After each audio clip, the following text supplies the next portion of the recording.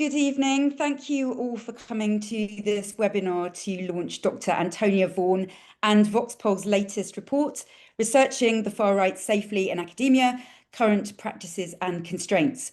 I'm Dr. Liz Pearson. I'm a senior lecturer at Royal Holloway University of London, where I teach on our Terrorism Studies Masters, and my work is on gender and extremism and also researcher safety with VOX-Pol's Reassure report. So in this session, we're going to have 45 minutes of presentation and panel discussion before we hand over to you, the audience, for your questions. So do feel free to pop those into the Q&A as we go. As you'll see, our panel tonight is the far-right researcher, Dr. Audry Gagnon, who is our discussant. She's an assistant professor at the School of Political Studies at the University of Ottawa, and she's an affiliate also with CREX, the Centre for Research on Extremism at the University of Oslo, and her research focuses on the far right, as well as the ethics of researching the far right. And of course, we're joined by Dr. Antonia Vaughan herself. Antonia recently completed a PhD in Politics, Languages and International Studies at the University of Bath, and her thesis investigated the ethics of researching the far right, including researcher safety and the mainstreaming of the far right online. The report is going to be uploaded to the website, so you can download that as soon as this session has finished or even before. So Antonia's report on researching the far right safely in academia progresses a conversation about researcher safety that began in earnest 5 or so years ago in universities, think tanks, and with researchers of extremism, the far right or other ideologies. And having read this report, I can tell you it's going to be a really useful resource for both researchers and institutions. So if you are a researcher, please do feel free to give this to your institution in coming weeks. So without further ado, I think it's time to hand over to Dr. Antonia Vaughan. She's going to present for 20-25 minutes, and then we will hear some thoughts from Dr. Audry Gagnon. Thank you, both of you, for joining us. Antonia, I'm going to hand over to you. Thank you. Perfect, thanks very much. I'm going to do the usual thing of sharing my slides, if it all works. Okay. Right, thank you everyone for joining for this report launch. I'm really looking forward to the discussion, especially with Audry and Liz, who have done some really fantastic work on this topic. For this presentation, I'm going to briefly cover the key contributions of the report and some of its arguments, but it is 98 pages, so unfortunately can't cover everything. So researching the far right is inherently risky. It's not to say that harm is inevitable. The Reassure report found that 2/3 of extremism researchers had experienced harm in the course of doing the work. However, it does carry inherent risk, and this risk exists at every stage of the process, whether that be data collection, analysis, writing it up, or dissemination and public engagement. The quote on the slide, "Obviously, I need to be easily discoverable as a cyber researcher, then at the same time, because this is what I'm researching, it puts me at extra risk." This kind of underlines the kind of tension inherent in doing the work in academia. There has been an increasing amount of work undertaken on improving the safety of researchers. The amount of knowledge available, the resources and the training, it's in a very different place now than it was 5 years ago. And as I mentioned, my fellow panelists are two of the people who are really spearheading this effort. As a whole, the field is moving away from this emphasis on individual resilience or individual responsibility for risk management to increasingly emphasizing the importance of structural support. It also emphasizes the importance of other stakeholders like the institution and the supervisor in compounding efforts to improve safety, or indeed sometimes undermining it. This report seeks to complement this work by seeking to understand how the academic environment shapes stakeholders' knowledge of and engagement with risks, harms, risk management.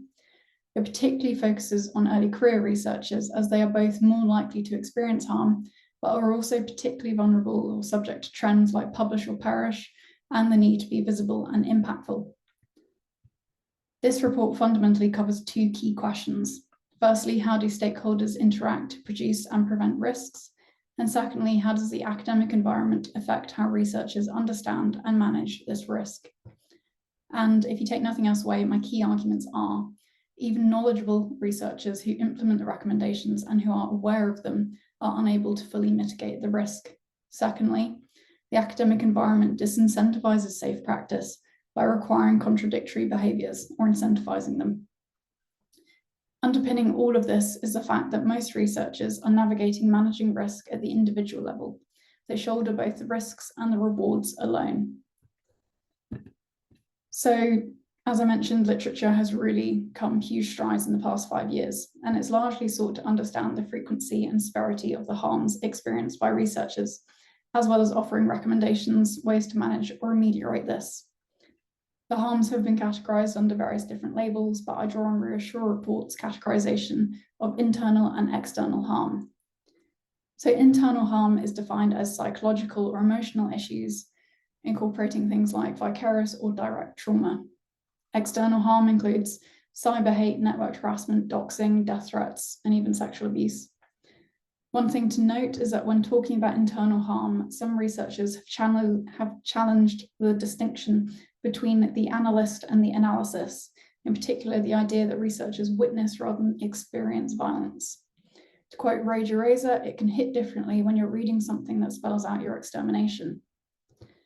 Critically, and this is a universal theme throughout the literature, experiences of harm are mediated by identity, both because the far right attacks certain identities more than others, but also because researchers of the far right can analyse content close to their identities. Maura Conway states they are always already participants. A researcher's identity can also materially affect the type of harassment they receive. Seniority is another critical factor in mediating harm, as is the approach taken by the researcher, the topic of research, and its relevance to the political moment. Despite this growing body of literature, researchers are still largely expected to manage these harms alone. Reassure, Ashton Kingdon, and Amira and co-authors all find that institutions lack formal policies, resources, and training. They draw a range of conclusions as to why this gap exists, but all of them argue that changing this would shift a substantial burden off the researcher. And not just that, but institutions have the responsibility to do so. Complicating the situation further, authors, including Elizabeth Pearson, found that these researchers could experience the negative impacts on their career by implementing safety recommendations. By mitigating one harm, researchers might experience another. The report complements this literature by demonstrating how we need to situate researchers within their environment to understand how risk and risk management is shaped both by interactions between stakeholders, but also by broader academic norms and practices. I focus on 3 key stakeholders: the institution, the supervisor, and the researcher. So first, I'm going to briefly cover the data involved before moving on to the key findings. So for this project, I did 21 in-depth, semi-structured interviews with researchers of the far right and manosphere. They were predominantly early career researchers, they were predominantly women. They came from a range of disciplines, including politics, sociology, and computer science, and all came from the global north. I used Clark and Braun's reflexive thematic analysis to code the transcripts and to do the analysis. So all interviewees shared some experience of harm. In terms of internal harm, they reflected on the emotional difficulties associated with researching this topic. Some described having symptoms similar to post-traumatic stress disorder. Several more described recognizing emotional and behavioral impacts from consuming and analyzing extreme content. This was more severe for researchers with a close proximity to the topic. For example, a woman researching the manosphere or a Jewish researcher researching anti-Semitism. However, researchers generally struggle to identify the impacts or even experiences of this harm, often only able to after the fact. In terms of external harm, a number of interviewees shared experiences, and this included severe networked harassment, sexual harassment, abuse, and death threats. Some interviewees, all of them women, had harassment move offline. This included attacks specifically targeting academic credibility. The majority of those reporting experiences of external harm were women, but 2 of the 5 men reported harassment resulting from their work. Both mid-stage researchers reported harm. Much of the abuse and harm that they experienced followed public engagement, whether that be publishing, blogging, or posting on social media. Some of the researchers, they shared that they saw harms as existing on a spectrum, and this always has the potential to get worse. Although this reflected an understanding of their colleagues' experiences and the potential severity of the harms that they could experience, it sometimes presented as downplaying their experiences. Some of the interviewees also experienced multiple overlapping harms, for example, experiencing internal harm whilst also managing online harassment. Working on risk and risk management can produce two key assumptions. Firstly, that researchers are or can be informed, and secondly, that they can and will implement the risk mitigations when they are identified. However, reality with my interviewees was a lot more complicated, and that held true for all stakeholders involved. When analysing how researchers understood and managed harm, there were two key factors: knowledge, engagement, and the interaction between them. And so the main theoretical kind of offering of this report is this idea of the matrix. So it's a matrix between knowledge and engagement, ranging between knowledgeable, unknowledgeable, highly engaged, and disengaged. If a stakeholder is unaware of a risk, so unknowledgeable, appropriate engagement cannot happen. Conversely, if a stakeholder is aware of a risk, but no action is taken for various reasons, the risk is maintained. This kind of framework highlighted the need to not just look at what researchers' knowledge is, but also how the available guidance can be implemented. The boundaries between the different positions are fluid. Stakeholders can move or even occupy multiple positions at once, for example, being knowledgeable about online harassment, but not about internal harm. Knowledge might involve awareness of the risks, risk mitigations, but it's not always assumed to be appropriate. For example, a stakeholder, say an institution, might be aware of a risk, but misinformed about the causes. It's not always intentional ignorance, but it might just be a lack of training. Engagement includes factors like, or things like knowledge acquisition, seeking and distributing support and resources.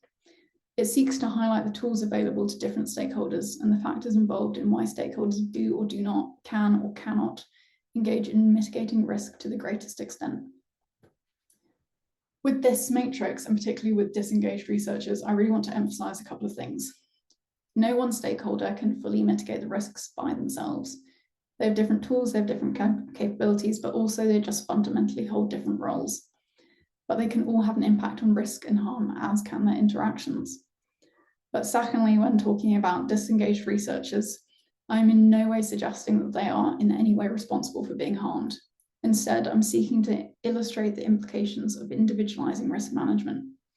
Also, when we situate researchers within the academic environment, we can really see that researchers aren't necessarily making choices. They're working within a system that makes some behaviours more possible than others. In the report itself, I apply each of these positions to all of the stakeholders, but for just kind of in the interest of time, I'm only going to pick out a few of the key positions. So, knowledgeable, engaged researchers. Many of the interviewees I spoke to fell into this category. They were aware of the risks and they were aware of the mitigations and they implemented them to the greatest extent. However, what's really interesting with this position is they were unable to fully mitigate all harm, despite being kind of in the best position they could be. Furthermore, many of these researchers were not confident that their steps were sufficient. They didn't know if they would be harmed until the mitigations that they put in place were tested, but they kind of felt that they would be inevitably tested.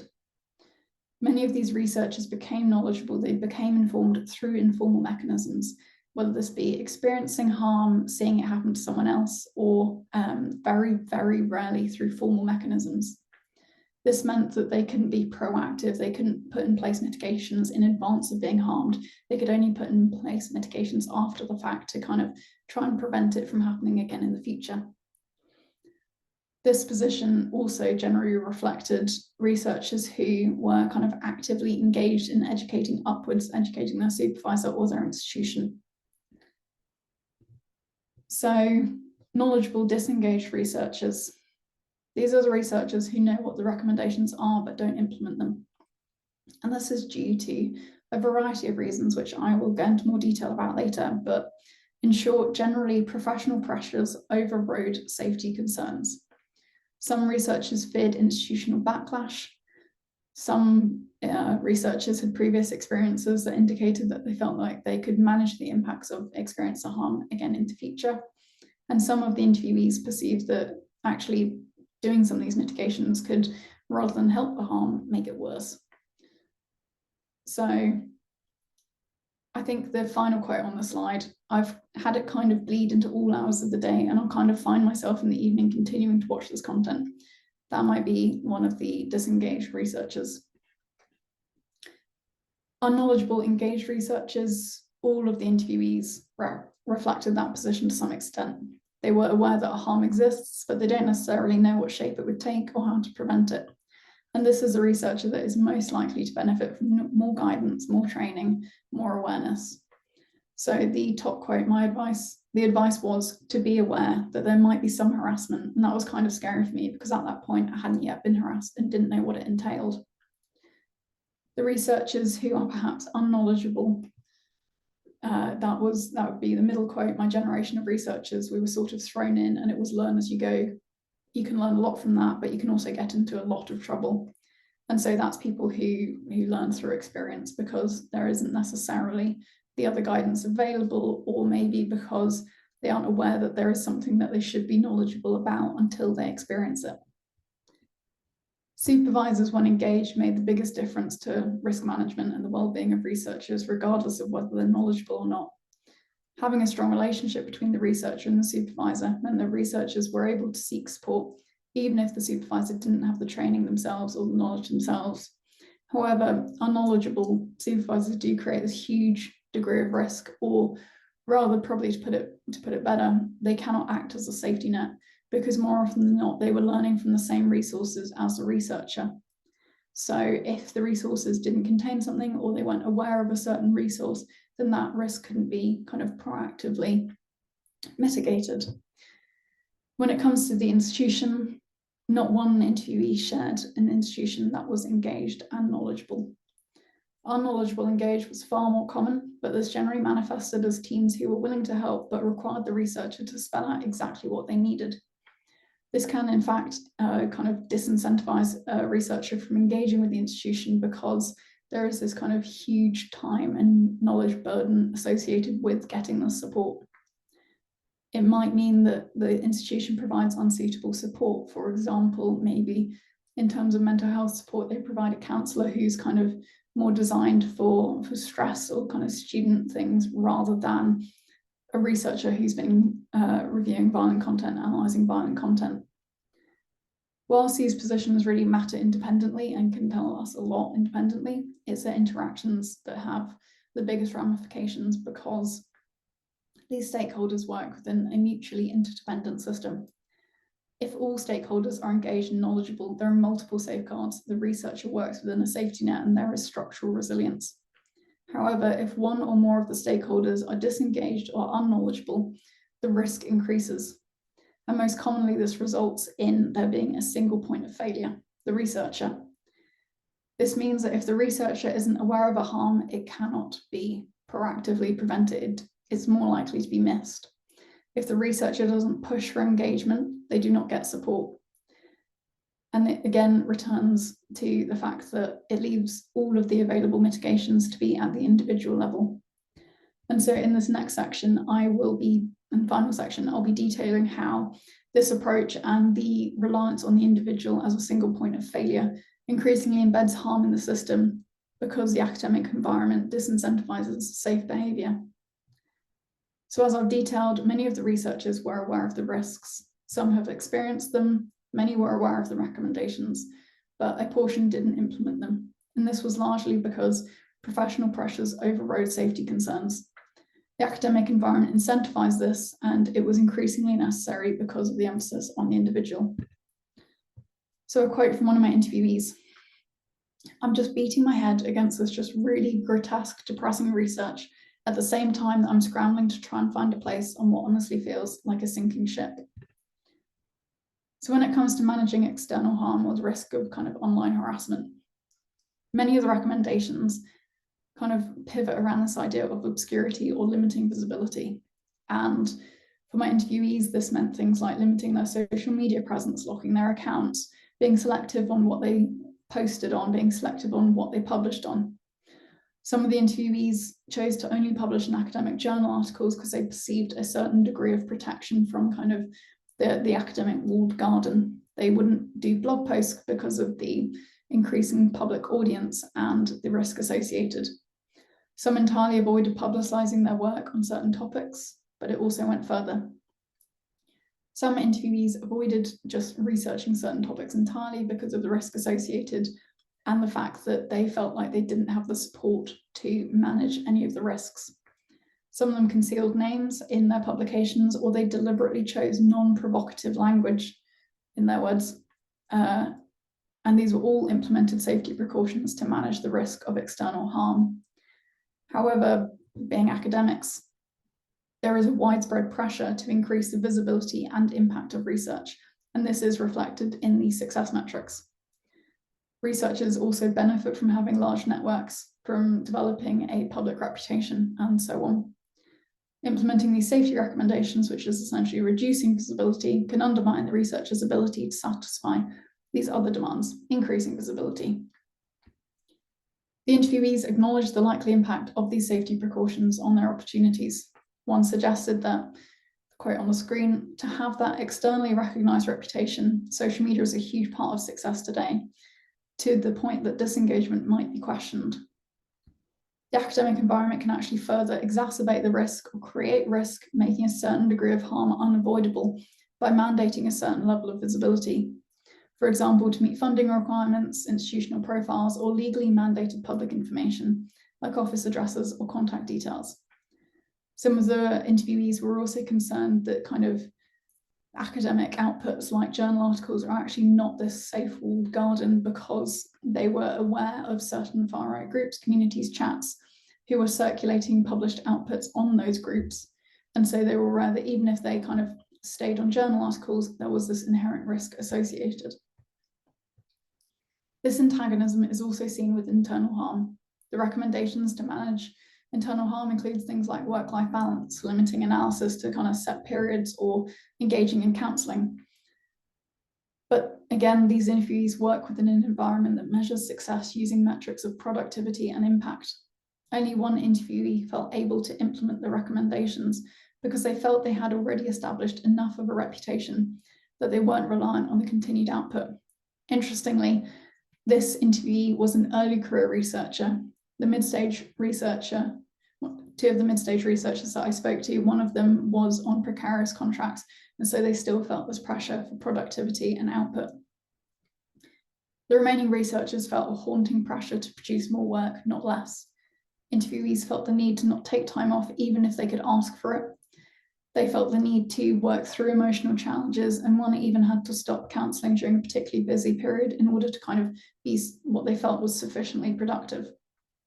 For internal harm, most interviewees felt like they had to, heavy quote marks, choose to not implement risk mitigations in order to not harm their professional prospects.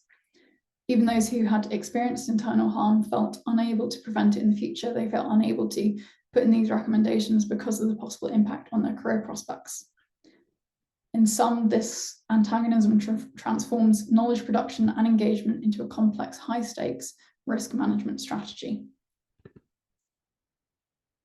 So, as I do in much more detail in the report, the behaviours required for success and the behaviours required for safety are broadly contradictory. They create this antagonism. And the contradiction requires researchers to navigate a difficult balancing act fraught with tension and risk. One interviewee described it as a tightrope walk. Two more identified it as a catch-22. However, this antagonism, this contradiction, is not evenly experienced. One of my interviewees stated, "I do think there are some opportunities that are not available to me, or I would be more hesitant to take because of who I am and how my online safety is impacted by that.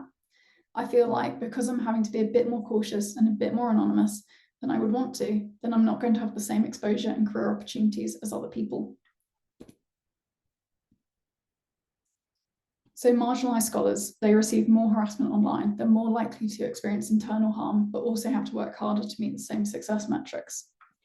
Again, it's harsher for early career researchers and precarious researchers because they are often more reliant on developing their profile and developing their reputation They need to demonstrate impact in order to get more stable or permanent work. These researchers are also less likely to be able to afford the recommendations which come with a price tag, say counselling or virtual private networks, and yet they are more likely to be harmed. They're more vulnerable to harm. And so this antagonism exists, I argue, because safety is having to be managed at the individual level without recourse to the resources and knowledge of other stakeholders, and thus the researcher shoulders the benefits and the costs. However, with satisfying metrics, a requirement to stay in academia, disengaging from risk mitigation becomes less of a choice.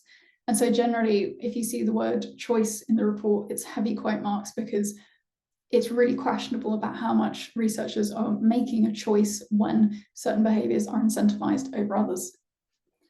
The antagonism illustrates how a researcher's agency to manage risk is constrained by an environment that incentivizes certain behaviours over others. Researchers are really unable to make these free choices about how they engage with research and impact, because each decision has a requirement to perish either through failure or harm. And so to conclude, in brief, we have made these huge strides in the past 5 years as an academic community to understand the harms experienced, their severity. We've identified knowledge gaps and produced a huge amount of work supporting the researchers managing them, to manage the harms. However, I would argue that it's also important to understand whether and how researchers can implement these recommendations. And in particular, it's important to situate researchers within the academic environment. The current approach individualizes responsibility and risk management whilst disincentivizing safe behavior, which increasingly embeds harm in the work. Even when researchers are aware of the risks and implement risk mitigations, they fear experiencing harm. The matrix offers a way to identify where to intervene or the changes which need to be made. It really, throughout the report, it really echoes the literature that exists, that the absence of the institution means that the current system has no slack or structural resilience. Whilst elements of the current approach have value, it can also embed harm, for example, learning through experience. Some of the interviewees were broadly hopeful for the future. Several got in contact to share positive developments that have happened since we talked. And the full report has various recommendations calling for both practical and cultural changes. So many of these are targeted at the supervisor and the institution. At the individual level, what I say again and again is it's impossible to mitigate these harms at the individual level, but I think where possible, it's really just, it's knowledge-based and making informed choices where possible. For the supervisor and the institution, it's very much about proactive discussion about creating the safety net to allow researchers to make those informed choices. And so that, because this idea of kind of learning through experience, trial by fire approach, it's when the failure comes with like the potential for immense personal harm. I would argue that whilst, yes, learning through experience has its benefits, it also can be incredibly dangerous. So just to wrap up there before handing back to Liz and Audrey, I just want to take a moment to give huge thanks to many people, not least the interviewees who gave up their time and shared their experiences with me. There are also many, many people who read the report and gave really helpful advice, and VOX-Pol has made this all happen by publishing it and supporting the work. So thank you very much. I look forward to the discussion. Thanks very much, Antonia. And I'm going to pass over now to Audrey, who's got some reflections on the report. So thank you, Audrey. Absolutely. Well, first, I want to thank you, Antonia, for writing this report. So I believe that there's not enough discussion on safeguarding researchers who work on sensitive and potentially dangerous topic like the far right. And we know that we live in an increasingly polarized and reactionary world, which means that researchers are not only more likely to become targets of online or physical harm, but also more likely to want to study a subject like the far right, as these actors grow louder and more powerful in our societies. So that makes the focus on researcher safety all the more urgent. I would also add that today's conversation is highly relevant to scholars working on other topics that have been politicized in content. Climate change or even vaccine more recently, right? And that experiences of harm, whether online or offline, direct or indirect, can have serious consequences for individual researchers, so including anxiety, trauma, and disengagement from research. But this is more than just an individual issue, it's a collective one. So when researchers experience harm, it affects academia as a whole, right? And it can ultimately weaken the quality of public debate if scholars avoid certain topics, or if they limit public engagement, or if they censor themselves in their research or in communication. So I will not, of course, summarize the report because you already did give us a good overview of it. But I would like to highlight 3 takeaways from the report. So first, I want to further emphasize how important your main variable, if we can call it as such, your main variable of knowledge is in the report. So that is whether researchers, managers, or supervisor and institutions are knowledgeable about the existence of risk related to specific research. This is actually crucial, right, in mitigating risk. If you don't know about a risk, you might not do anything to prevent it. And there are a few studies that have actually shown that many researchers are unaware of the potential risk associated with research on online extremism and terrorism prior to engaging in these fields. So they discover, as you explained, Antonia, the risk along the way, which can be dangerous. So I'm really glad that your report emphasizes the importance of awareness. For example, researchers should know and think about the factors that can increase their vulnerability to exposure to certain material, such as their own identities and positionality, so that they can take informed decision about whether or not they want to join a research team, or about the type of research they feel comfortable conducting, or about the type of support that is available to them if they want to mitigate the risk. So raising awareness in the field is highly important, and I don't think we can emphasize this enough. Then second, the report emphasizes that researchers' ability to manage risk are constrained by environment factors, such as precarity, financial insecurity, and a challenging job market, and so on. And I think that these factors should always be part of the conversation around researcher safety. Someone who is in a precarious situation is more likely to put themselves at risk in order to advance their academic career. For example, and you mentioned in the report that there is a tension between safety and success, because success in academia often involves working fast to publish your work and being visible in the media or at conferences and so on. And I would add that it is difficult to make good and safe decisions when we are in a vulnerable position. So for instance, and this is something that we actually see a lot, researchers who prioritize collecting more data, even when they face emotional and physical safety related risk, or researchers who lack the privilege of engaging in self-care practices while doing their research, because they simply do not have the time or the resources to do so. So I think that emphasizing the precarity in which some researchers find themselves is crucial to any discussion on researchers' safety.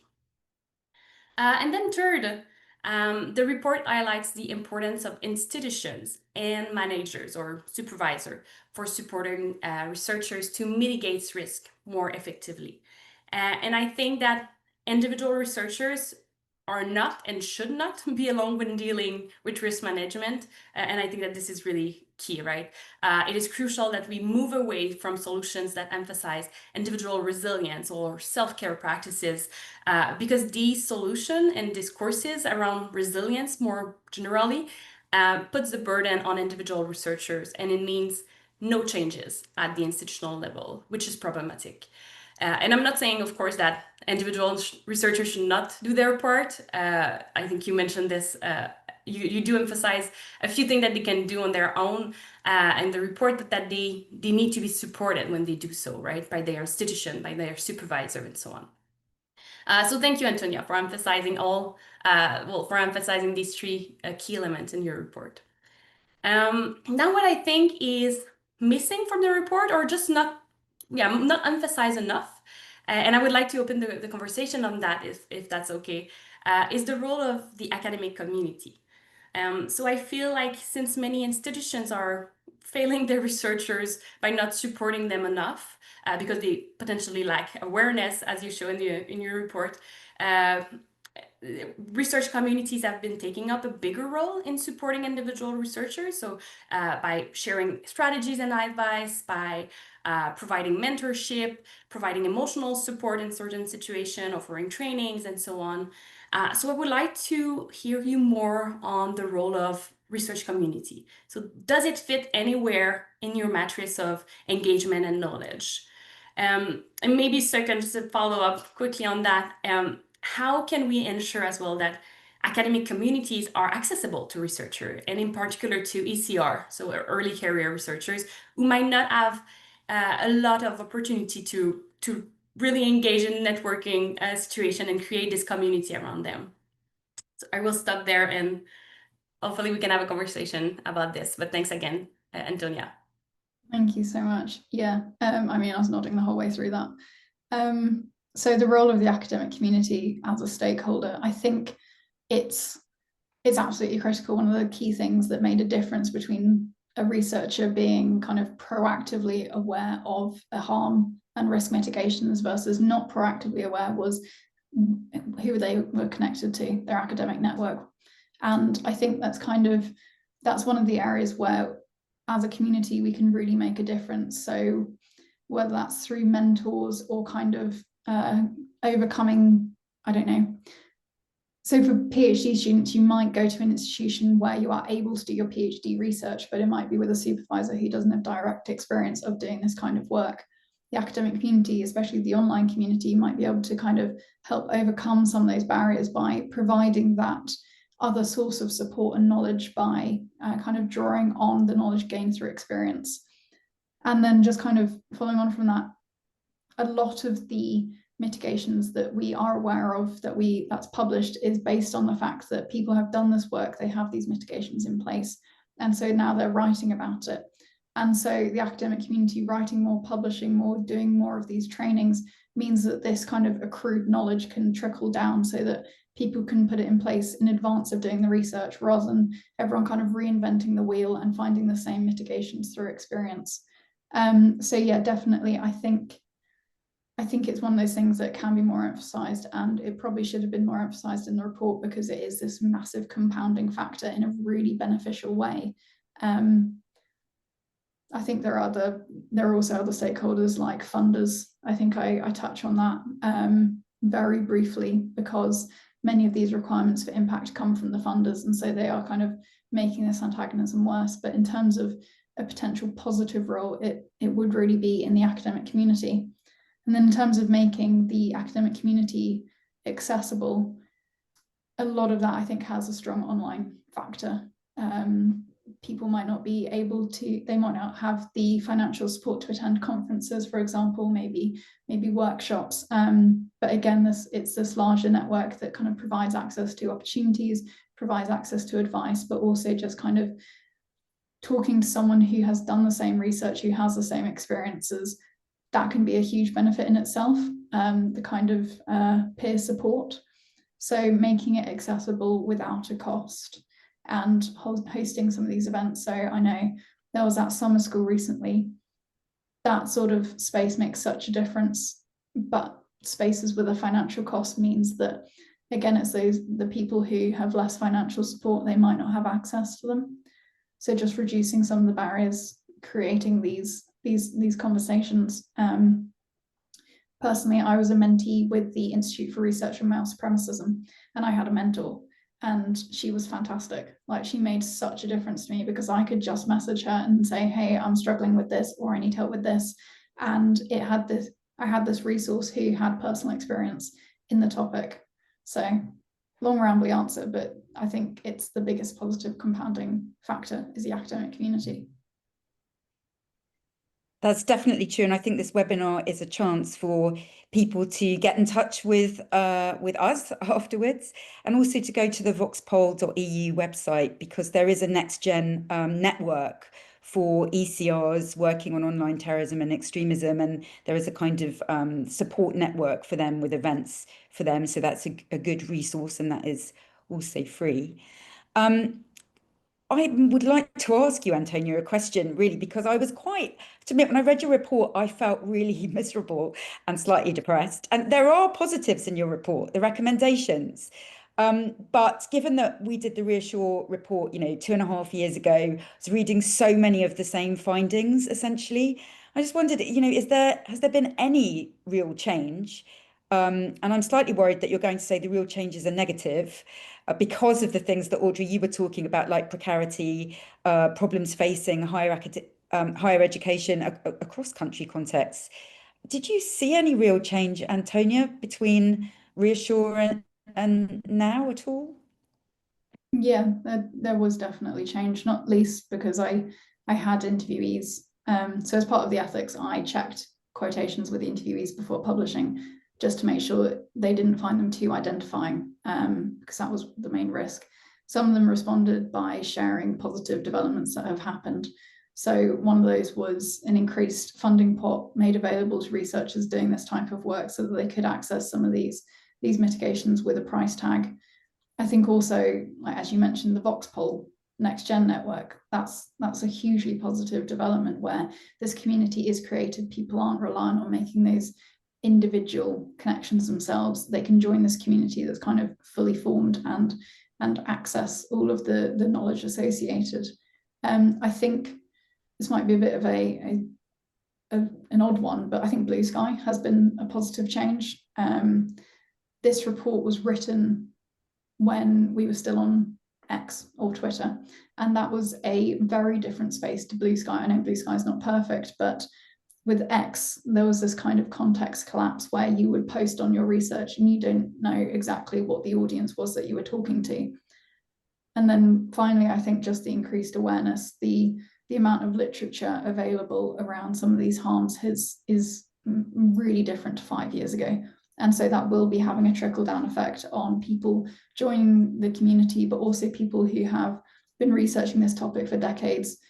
It kind of starts those conversations from the beginning and means that it's more likely that proactive prevention can take place. So fewer people are finding out about these harms through experiencing them. They can it reduces the amount of harm experience kind of across the board. So I think that there's a lot of positive development happening, even if there's still a lot of work still to do. Yeah, and one of the things you talked about was identity. And Audrey, you've written specifically about the harms that women face, and you mentioned, Antonia, that most of your respondents were women in this research working on the far right and on the manosphere. We are all women researchers, although there are lots of men researchers out there on this. I wondered if we could just reflect in a little bit more detail about some of those harms that women were experiencing and how they specifically were mitigating those. Antonia, perhaps you could start, and then Audrey, you could follow up on that. Perfect. Sure, yeah. So in terms of sexual abuse, that was almost entirely experienced by the women interviewees, and in terms of mitigating them, it was very much the same kind of processes as any other online abuse. In terms of the women interviews were also more likely to have the harm go offline. So attacks to their credibility kind of leveraged via their institution, so malicious ethics complaints or someone physically turning up at a talk that they were giving. And with that, they didn't turn to their institution, they turned to their personal network. So they drew on a connection that they had who was able to attend the talk with them and gave a degree of in-person support. Gender does have this serious impact on mediating the type of harm experienced. It's more likely to be sexualized abuse, rape threats and the like. But I think because the majority of my interviewees were women, it meant that I was less able to kind of analyze the types of harms experienced on this level. Thank you. Audrey? Yes, I'm gonna just gonna add to what Antonia said, that so as our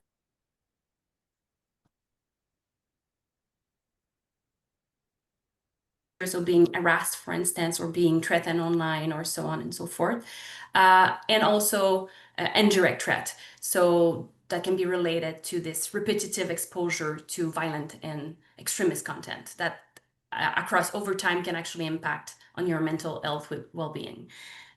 So in the case of women, what we find is, well, first, since the far right is misogynistic, right? So women who research the far right online, for instance, they will be exposed to content that will target aspect of their identity as well, as opposed to male researcher who might not be affected in the same way if they see those misogynistic content online.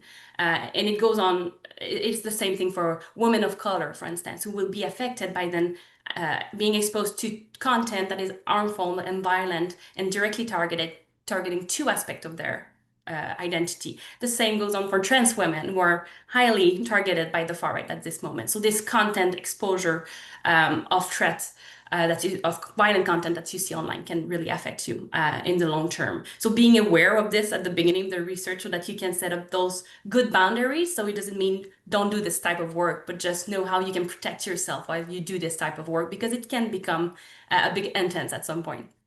And then in the case of more direct harm, what we see is that the far right see women as an easy target. So they will like to target them more when in terms of harassment interest than men researcher. And we see this mostly in studies who have been conducted interviewing teams of researchers. So in which there was 2 women, 2 men, for instance. They all published the same paper, but only the women researcher has been ever received a huge wave of hate afterwards.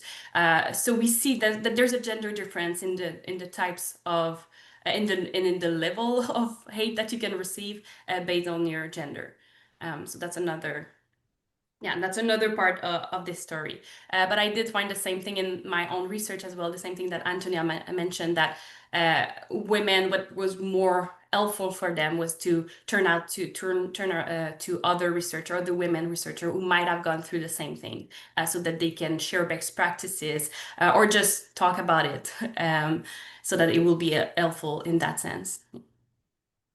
Thank you. I think that one thing that's it was positive in the Reassure report was that, doing online work did enable different types of research for marginalized researchers. It removed some of the dangers of doing work, actually going in person to try and find activists to talk to. So there is that, but I didn't really sort of see that, coming out in your report in quite the same way, Antonia, in terms of that. I'm going to open up now to some questions from our audience for Antonia and also for Audrey, of course. And one that relates to this and this idea of silencing, particularly women, visibility, it's from John Horgan. He says, "Thank you for this important research. I'd be grateful for your thoughts on whether the risks for an extremism researcher associated with social media genuinely outweigh the advantages of being visible on those platforms." I don't know if that's something that came through from participants in the research, Antonia, whether both of you want to reflect on that personally. I think many of the researchers, unless they were comfortable with leaving academia, felt that the benefits of being online outweighed the potential costs. They were happy to do this. It is a very individual decision, I think, whether or not it does outweigh the costs. Some of the researchers decided that being on social media was not something that they were comfortable with, and so they just withdrew from that sphere entirely. Personally, no, it doesn't outweigh the costs. I did disengage, especially towards the end of the research, but in terms of, it can bring these huge benefits, like you gain this profile, you get access to opportunities and collaborations. I learned through about a lot of different conferences, a lot of papers, a lot of people, and I made some really fantastic connections through social media. So whilst ultimately I ended up deciding that the cost was not worth it, that was potentially after I'd already benefited so much. But in terms of the report itself and the researchers I spoke to, it was very independent. Some decided it was worth the cost, and they were going to keep doing it because they wanted to make it and to continue academia. And the ones who decided that social media was not worth it were more likely to be comfortable or even definitely going to leave academia. Okay, thank you. I feel like at the end of the day, it's a personal decision to take based on your own limits. Like, what are you comfortable with and what are you not comfortable with? Like, if you're on social media, of course, you give yourself, it's like a platform so that other people can reach you. So if you're not, you just remove yourself from this space and it's harder for you to become a target. So that's one component of the answer. So if you're comfortable with receiving some messages here and there, thinking that the advantages of being online are more important than the risk, then I think that it's up to you. But there's way as well to be online, but remove, for instance, the share button so that it cannot go viral any post that you make, or to make sure that other people cannot contact you directly. Like, there's always a function like this that you can put in place. So it's possible to be online with your own limits that you put in place to make sure that you stay safe. I personally don't think that there are that many advantages on being online, because I feel like there's other ways to connect with people that, for me, but that's very personal. I think we need more study on this actually to see, is it really useful, right? Because Antonia has a very different experiences that she just shared. But for me, the more meaningful connections were made in person, more than online of just liking someone else's tweet or having a quick talk on Blue Sky. It has never led to anything concrete in my situation. But then, of course, if you want to do networking, you need to have resources to do so. Usually it involves cost of going to a conference, and depending on where you live, it might not be available for everyone. Like, I'm in Canada, so most of my network is in Europe. It's expensive to maintain. So that's why I think it's a highly personal decision to take, and that we do need more research on the risk versus advantages of being online for researchers who study such sensitive topic as the far right. Yeah, and I think definitely in Reassure, we found that institutions really didn't understand this very well, because it's not just being on social media, it's, doing a webinar like this and having your face visible, or people being able to just walk around your campus. Campuses are accessible. People working on the far right, mostly in locations where the far right is active, where there might be extremist networks. When we're doing Reassure, not like people studying jihadism, where generally, although they had more threats, they were distant threats. So having an institutional understanding and recognizing, because these things matter in promotion, don't they? Kind of, Yeah. well, maybe not blue sky accounts, but doing events and getting out there. There's an associated question. If I can add something, Audrey. Liz, on this, just that, because now some scholars have started investigated this, and there's this one study published by Ghost and colleagues in 2023, if I'm not mistaken, in the Canadian context, and they demonstrate that indeed institutions are ill-equipped to protect employees from online harm. So most of the policies and practices refers to physical harassment and to abuse happening on campus by a member of the institutional community. So most institutions do not consider harms that are happening outside of the traditional work hours or workspace, such as online when you're at home at night. So there's definitely a need to improve policies to better protect and support faculties from the reality of online harm. And we're talking about this in the context of researchers who work on extremism and terrorism, but I would argue that that's the case for all researchers, because there's so many topics that have become polarized and attacked by reactionary actors as well. Yeah, I think it's just taking online space seriously as a place where harm can happen, and that harm doesn't necessarily have to be physical harm to count. There's a question related to that from Kieran. Could pseudonyms provide some protection to researchers? while also allowing ECRs to build a brand with the pseudonyms. And I guess there's also options, for some researchers to maybe use deception. So did you find anyone doing that, Antonia? I didn't. I have had this conversation before, and I think it's a safety precaution that would only ever be available to a certain sort of person. So for example, myself, I first started doing this research like in undergrad, then masters, then PhD, so I didn't have this online presence. So theoretically I would be able to do that. However, for someone who has, say, transitioned from another industry, like a journalist becoming an academic, they wouldn't be able to implement the same sort of precaution. I think also I think it would be complex, but I think it really draws on the risk that's associated with a name and the importance associated with a name in academia, where your name becomes kind of this currency because it's what's associated with all of your literature, all of your work, all of your speaking. But at the same time, it's what becomes the greatest vulnerability, because the online environment, you can just search something and you're probably likely to find, I think Adrian Massanari, if I remember correctly, she discussed the possibility of writing under kind of group names, or just moving academic publishing and moving these success metrics away from this very individual named structure. I can't exactly remember her phrasing, but I would highly recommend that paper. I think it's called Catch 22. But yeah, the name is something that we really need to think about when it comes to risk. Audrey, do you want to add something there?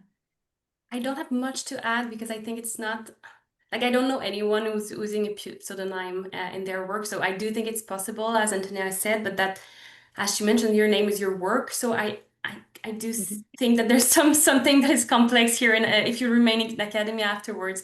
So yeah, so I have nothing really to contribute, I feel, to this conversation. Okay, so let's talk about country context. There's a question here around the US context from Frederick. So given the current US context, but also thinking about international scholars working on far-right movements, do you see growing risks coming directly from state actors, for example, through surveillance, visa restrictions, political scrutiny of sensitive research? How might researchers collectively mitigate or resist those pressures? Do we have any country differences in your work, Antonia? And did you see any concerns about state scrutiny, as well as scrutiny or harassment from far-right actors themselves? Yes, I did. It was a very different, like the administration was very different when I interviewed these researchers. So the risk was actually expressed by someone working in the European Union, and they were followed by I believe a member of their national context government, and they were concerned that this member of government, they were quite antagonistic towards institutions in general. They were very antagonistic towards research on the right, even if it was kind of, I don't know, they were just generally quite antagonistic. And so this researcher actually fundamentally changed what they posted about on social media, because of the potential risk of this person following them, seeing the post, and becoming antagonized. So I think that situation is going to be more and more likely. I mean, we've seen increasingly the scrutiny of researchers' social media accounts, the impact on kind of their ability to travel. I believe the question mentions visa restrictions. So I think this is going to be increasingly a risk where the access to funding and kind of an institution's support for a researcher, it could become really undermined by the increasing intrusion of national actors into the academic sphere. And not to be too pessimistic, but I think it's going to become an increasing problem. Yes. Audrey, have you any experience of this? Yeah, well, it's something, of course, that we think a lot as Canadian, because of our neighbor in the south, and everything that all the conversation about, like, this war on Antifa, that include, if I'm not mistaken, scholars who research white supremacism in the US that are part of the problem, and even perceive as maybe part of a terrorism, basically, because they have engaged with white supremacists or with the far right. Are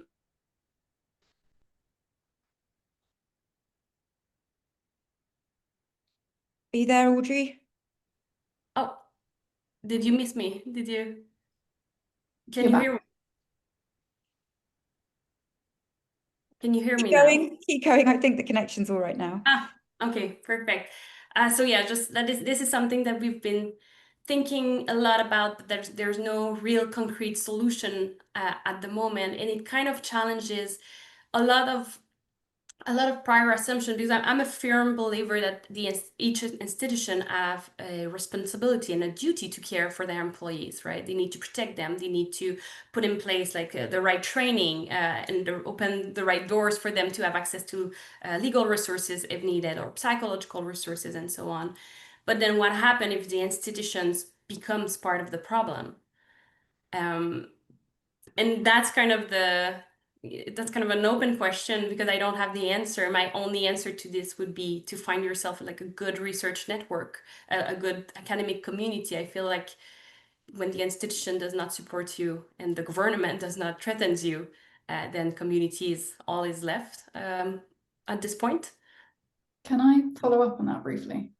Because I think one of the concerns, and it's also echoed in your new paper, the Catch-22, is the idea that actually by making institutions more informed, if researchers engage with institutions, there's actually the risk that the institution will turn around and shut down or limit or kind of constrain this work in some way because of the fear of backlash, or this kind of misconception that the researcher is, say, bringing the harm on themselves by doing the research in the first place.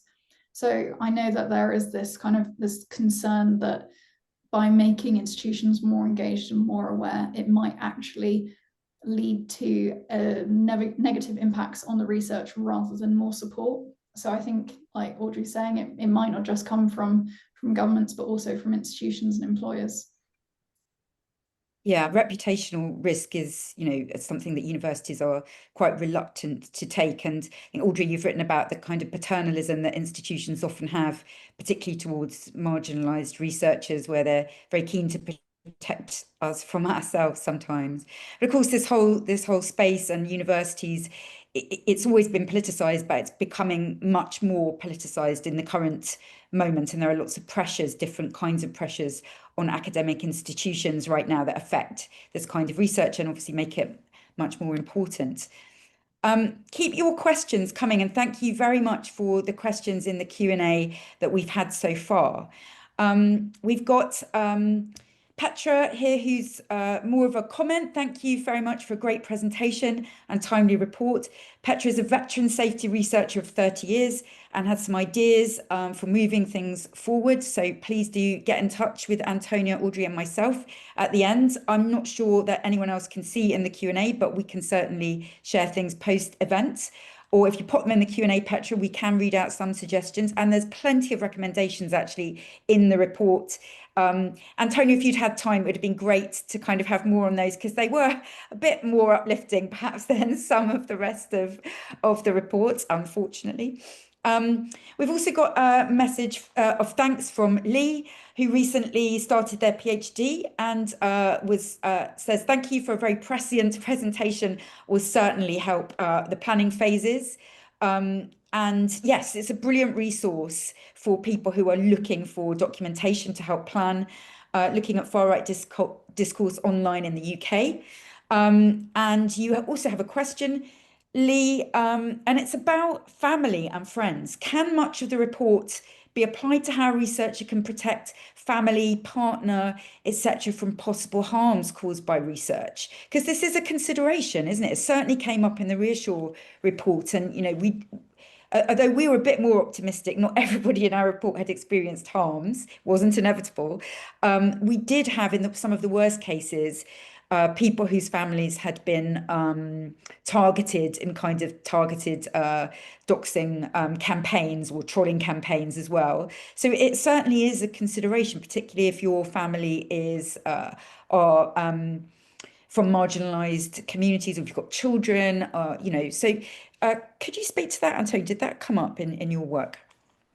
Not with my interviewees, no. I think if I just try and apply the report to the question, though, I think it would again be around knowledge and just trying to have as much knowledge as possible to make informed choices. And that includes talking to family, friends, and those affected. But I think also when it comes to doxing, being aware of what information is online and making choices where possible to kind of make sure that you're comfortable with what information there is. So whether that is working with data brokers to remove your information or just kind of scrubbing, I can't remember the services off the top of my head, but there are services which do that. So none of the interviewees had experienced this personally, but yeah, I think again, it's down to knowledge and awareness. Audrey? Yeah, I would just add that I feel like one of the easiest way for people to target family members of a researcher is with social media.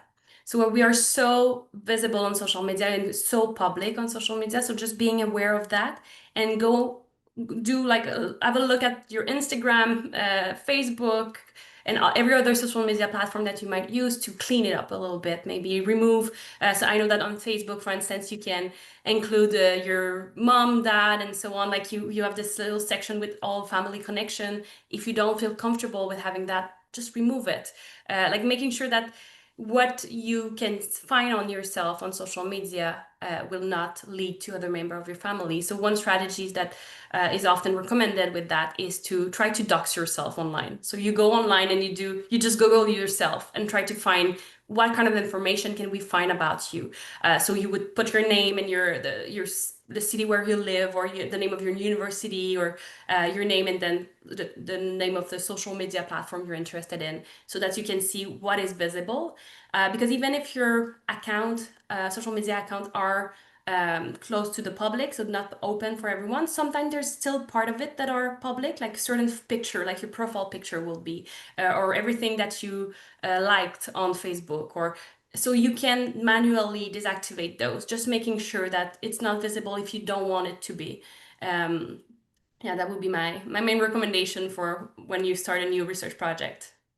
Yeah, I think, you can be complacent. There's we're so used now to people posting their whole lives, but so many things can show your routines, where you like to eat, where you walk your dog, what where your office is.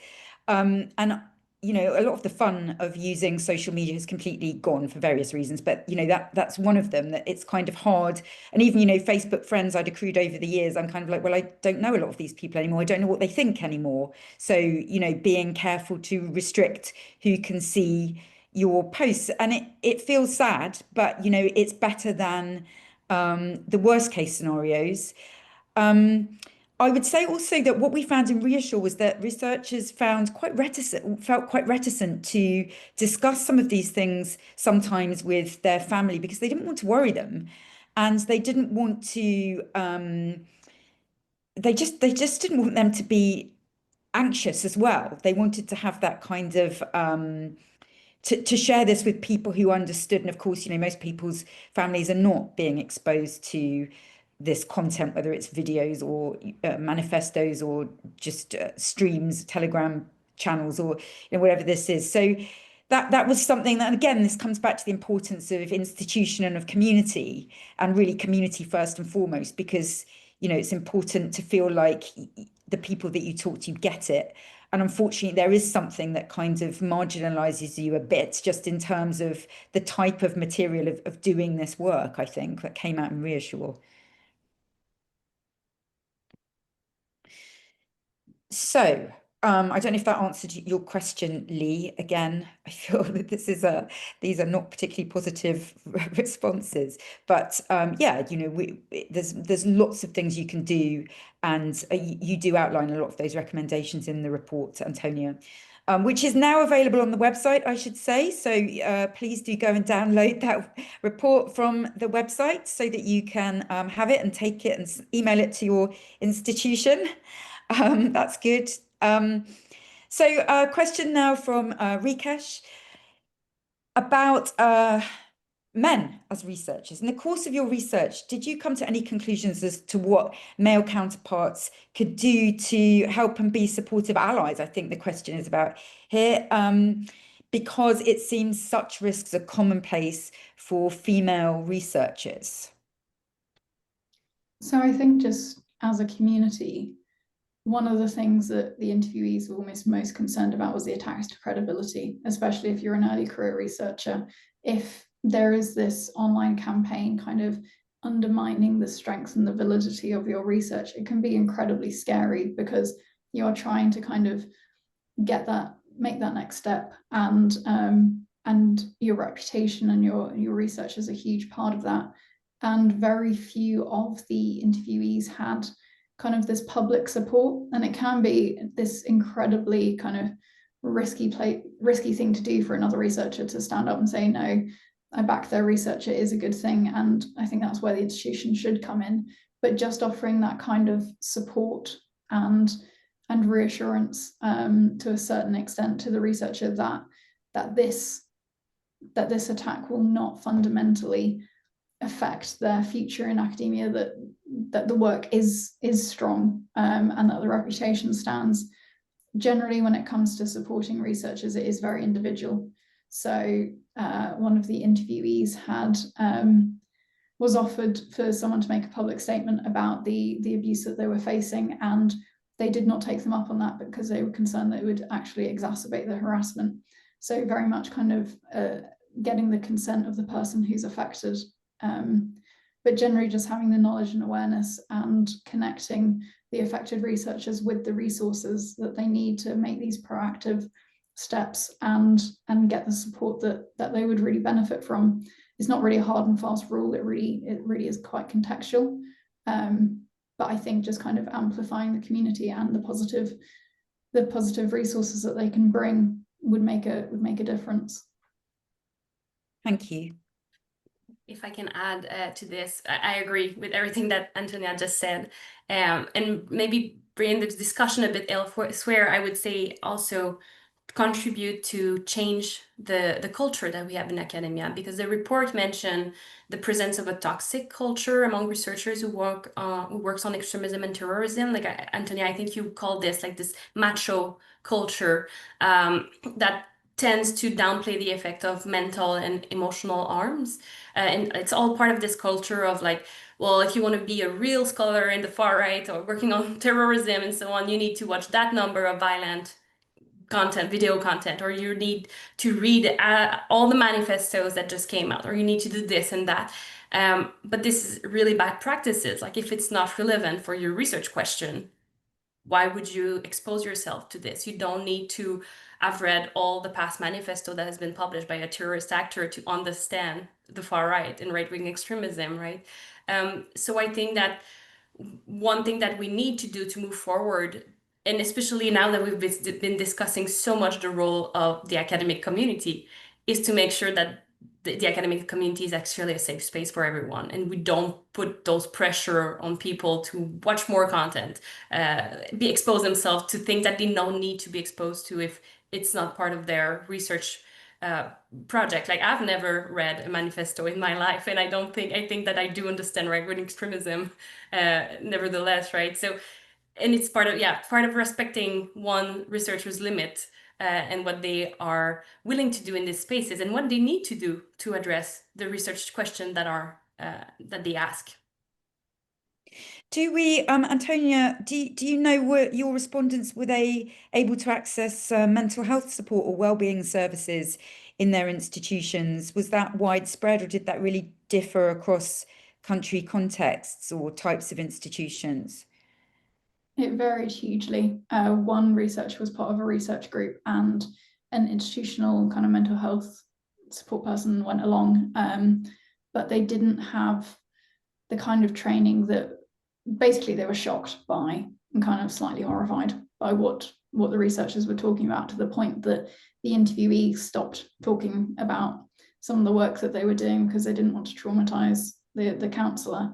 Other interviewees engaged with institutional support and mental health services, and they were offered kind of a one-off 6-week course, which wasn't particularly appropriate for the the harm that they were experiencing. More often than not, they were engaging private counselling, which comes with a price tag. Yeah, it does, and it should be there for everyone. But as you say, if it's not the right kind of therapy, then researchers are not going to benefit from it anyway. We come back to the community, and I think you can't really sort of emphasize enough that communities and individuals should not really be responsible for doing the work to keep themselves safe. So it would be great to really get institutions learning and to get communities joined up, as you say, so we don't have to reinvent the wheel, because there is now, I think there's quite a lot of research now, or it's a growing body of research on this. So the resources are there for institutions. It's just a question of them putting this into action. But then I don't know that universities move very quickly on anything, but perhaps I'm being rather disparaging about universities. It's not necessarily just this, perhaps. So let's move to another question. Kat says, thanks for a great presentation. Do you think the makeup of ethics committees are part of the problem? We haven't really talked about ethics committees just yet, but Kat says, in their experience at least, members are not representative of the research actually taking place. When applying to do her own overseas fieldwork, it was initially repeatedly rejected, but it later became clear that none of the committee members had any fieldwork experience, let alone for research on the far right. So ethics committees are a barrier often, and a source of anxiety to any researcher, particularly those doing risky research. Did that come up in your discussions, Antonia, with people? Hugely. That was such a big factor. I want to try and find a quote if I'm able to.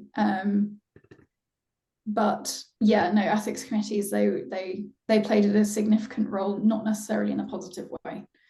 Most of the interviewees that I spoke to engaged with ethics committees who weren't knowledgeable on the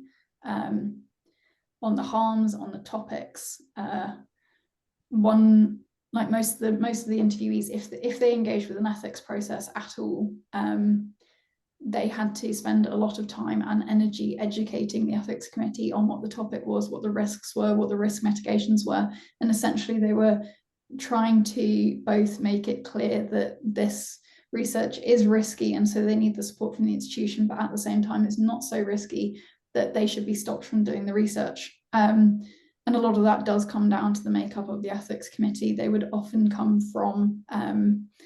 from disciplines that don't traditionally do this research. So a lot of the interviewees had ethics committees with engineering and some of the sciences on, and that followed through to not just kind of the understanding of the harm or the research topic, but also the recommendations that were put in place. So say a requirement to get informed consent from communities where realistically asking for informed consent, whilst informed consent is incredibly important, it would probably create this huge amount of risk that wasn't otherwise necessary. I wanted to quickly try and find this quote because, yeah, so one of my interviews was told there's no evidence that incels exist, and if they do, there's no evidence they're dangerous, which was quite something to hear. I know that the Ritual has a paper on ethics committees, and I also spun off a paper on ethics committees, so I go into a lot more detail there.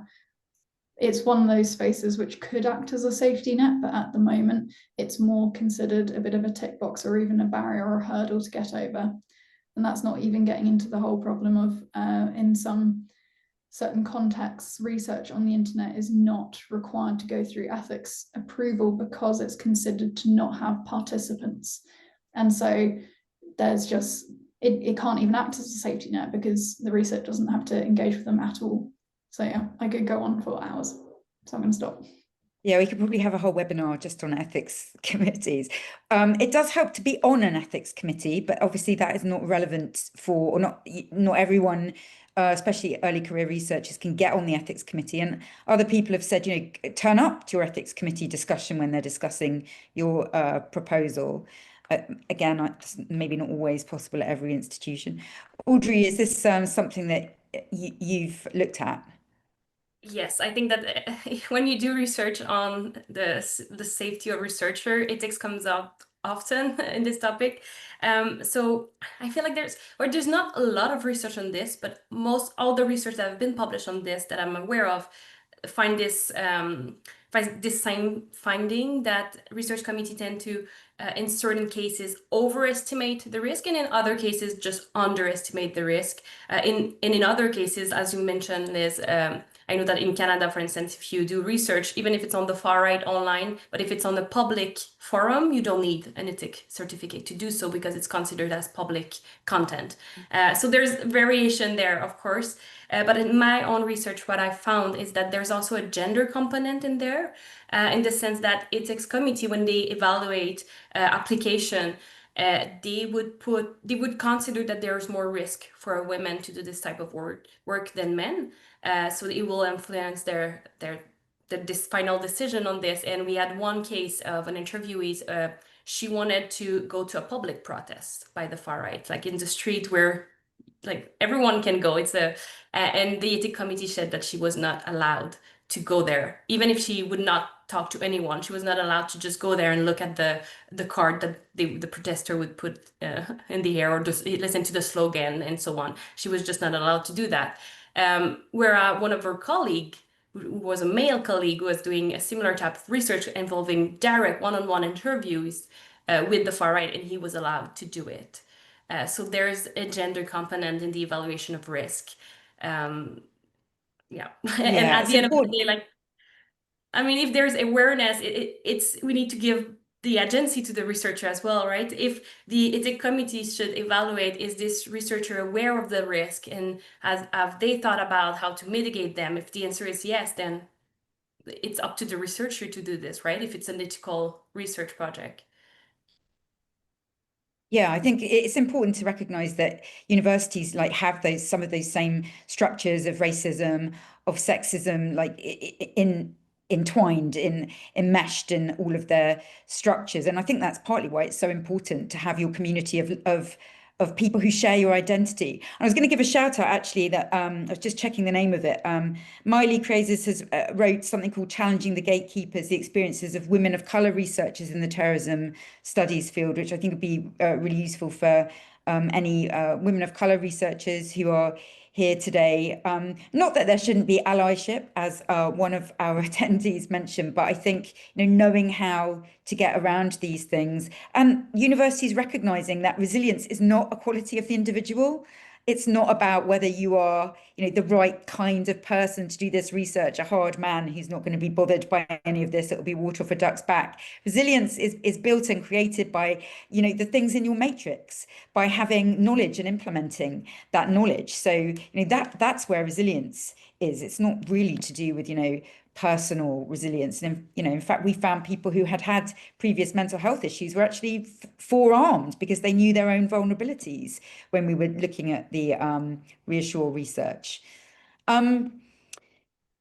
More questions in the chat, and thanks. So people who are very keen to read the report, Antonia, which is really good. And we have got some thoughts also from Petra. Thank you so much for those. It's great to hear that you're doing work in providing specialist support to researchers in this space, but not so great to hear that you're often replaced by generalist counsellors who are much less able to engage with the specific challenges that people face. And yes, I'm sure it'll be brilliant to connect post event. Victoria, please do go to the website and have a look on the VOX-Pol.eu website. The report was posted there at the beginning of this webinar event. I think we've got 5 minutes remaining. So we've got a comment from and a question from Ross, who says, thanks for the work and for sharing it. It's extremely valuable. Due to your insights now, do you think it's worth us reflecting more openly on this scenario of vulnerability actually being a side effect of government outsourcing culture? For example, many of these scenarios used to only be experienced by security practitioners who did have training and their careers were arguably more sustainable than what can now be reasonably expected for ECRs in this area. I'm not sure about government outsourcing culture, but I mean, did you get a sense, Antonia, of comparisons of places that were like better for researchers in this space by comparison with higher education? Some of the interviewees did have previous experience at think tanks and the like, so they had researched this content before coming into academia, and they didn't necessarily have a better experience. It was different. It was their employer had similar kind of lack of knowledge. They were just as surprised, but then different structures kicked into place when the harm occurred to protect the interviewee, and that included kind of time off, support, and they were very, very explicitly supported by their think tank when the harm occurred. I can also speak to it a bit as having left academia and gone into the private sector. I think there's a lot that can be learnt both ways, and the main difference I found is an off switch. So when I go on annual leave, when I finish work at the end of the day, I'm done. I don't think about it. And that has made the biggest impact to my mental health. And I think, especially for PhD researchers, it can be incredibly difficult to switch off. I also have access to health insurance, so I can afford counselling. And then there are various other things I have. I have managers and I have people who I can turn to if I am experiencing some sort of struggle. I have a team who I think also just generally working in a team, the biggest difference that makes that's made a substantial difference to my mental health. So I think there are a lot of things that can be taken from non-academic researchers, but I think at the same time there's a lot of stuff that academia has which can't be kind of replicated elsewhere, like the independence and also just the academic side of it, like knowledge production and knowledge engagement. That you don't necessarily get that elsewhere. So a bit of a complicated answer, but I think can be learned both ways. Yeah, I mean, certainly the police, think tanks, they do seem to, the conversation in academia has evolved quite slowly and quite recently. So unfortunately, so other institutions do. And of course, they don't necessarily have, their careers aren't predicated on being public facing, which is also a kind of problem. Audrey, did you want to comment on that? I think that you've covered the most important point, that they do have more awareness or more resources, but it comes with a trade-off depending on what you want to do in life as well. But I don't think that this should be an excuse not to implement everything that we find in those organizations, governmental organization or NGOs within academia as well. I think that there's a lot of very good practices that are being done out there, and that we should absolutely implement in universities. Yeah, there are. And I think it's quite good to finish on a kind of positive note on that. There are good practices out there. Harms are not inevitable. And there is a real community, I think, of scholars. And if you're not part of that community yet, then please, get in touch, look on the VOX-Pol website, drop any of us a line on LinkedIn or by email. And go to some conferences, go to some webinars, get people's names and chat. The Terrorism and Social Media Conference is taking place next year in Swansea. I think they've got the call for papers out. Go to conferences, meet people properly, not just in a box on a screen. But even DMs can really be supportive, actually. When you're struggling. So I think we need to close, but I want to say thank you so much, Antonia, for a fantastic report that really progresses the field, and for sharing some of the key findings and this matrix, incredibly important, here with us today. Thank you so much, Audrey, for coming and sharing your expertise and wisdom in this field as well from your own research. Thank you to Professor Stuart MacDonald and to Louise Lang from Dublin City and Swansea and VOX-Pol. And please do get in touch, look at voxpol.eu for resources. Do have a look on LinkedIn, on Blue Sky. And if you're early career, do think about Next Gen. And thanks everyone for coming and for your brilliant questions, and have a fantastic evening. Thank you very much. Bye-bye.